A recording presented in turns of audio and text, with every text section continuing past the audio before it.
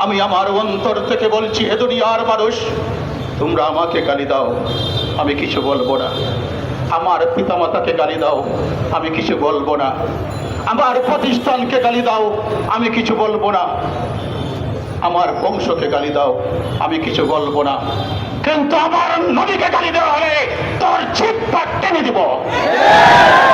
যে হাত আমার নবীকে কটাক্ষ করে লাগবে, সেই কালো হাত ভেঙে দিব। আর যে সন্তান নবীর বিরুদ্ধে কথা বলবে, তাকে আমি জাহান্নামে পাঠিয়ে দেব।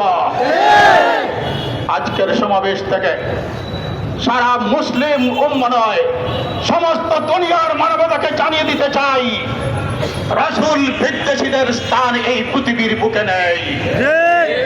সাথে সাথে এই কথাই বলবো, আজ থেকে 100 বৎসর পূর্বে আমার নবীকে গালি দিয়েছিল রাজপাল।